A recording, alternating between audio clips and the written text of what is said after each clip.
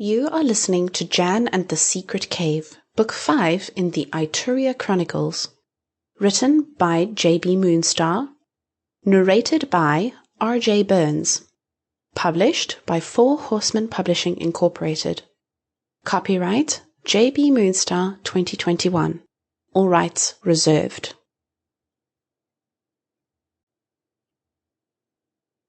Dedication. This book is dedicated to the Audubon Society, as well as the many other researchers and scientists, in appreciation for their continuing efforts to protect these wonderful birds that inhabit this earth, including the few remaining Chinese crested terns, the birds of legend. Thank you.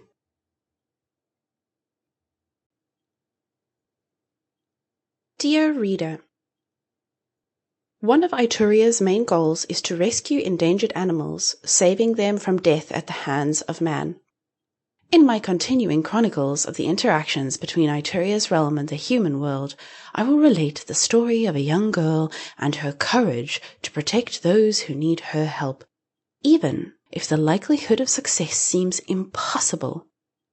On Earth, Chinese crested terns are extremely endangered and at one point had been declared extinct. Discovering an expedition was studying a group of these terns, Jan joins them with her father to help him with his research and to see if she could do anything to protect them. While at the nesting site on the cliffs, she finds a small silk bag in a cave that starts an adventure with many unexpected surprises. When she learns poachers have stolen many tern eggs, she is determined to rescue them, and with a little help, to transport them along with their parents to Ituria's island, where they will remain safe. But what chance does a young girl have against a band of poachers? Sincerely, Knocker, first guard to Ituria.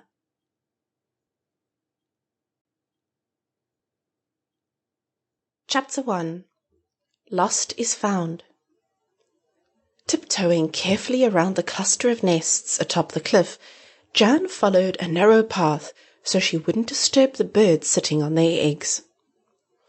Ahead of her, she could see the cave entrance she found yesterday. The small silk bag she'd discovered there was calling her back. What else could she learn about the small carved figure she found inside? Taking the figure out of its bag, it was only about 3 inches tall. A man, his left hand pointed down to the left, while his right arm was bent at the elbow, a clutched fist resting on his chest, his frozen gaze following his pointed fingers. "What are you doing here? And where did you get that?" came an urgent whisper behind her. Jan jumped, almost dropping the little figure. Turning around, she noticed Knocker just a few feet away, nimbly jumping over one of the egg-filled nests to reach her. The terns didn't seem to mind him. Perhaps they were used to his presence. Knocker was tall and lean, over a foot taller than Jan, although not much older. She figured he was about 14 or 15. When he finally reached her, he grabbed her by the shoulders. She looked up at his face. His bright green eyes were wide with surprise as he repeated, "What are you doing here?" "Do you know what this is?" Jan asked, holding the figure up. "I found it yesterday in the cave, and I wanted to see—" "Look, you can't be here now." Even though he was whispering, his voice was tense. Taking the statue from her hand, he quickly put it back in the bag and looked around, making sure no one was watching. "It's too late to return to camp now. They're almost here. You must hide in the cave and not come out, no matter what." "What's going on? Why do I—" Jan started. "No time to explain. They will see you now. Run!" Knocker quickly put the bag in her hand and turned her toward the cave. "Go!" he commanded. "I'll keep them distracted so you can reach the cave." Knocker turned and immediately headed in the direction he'd come.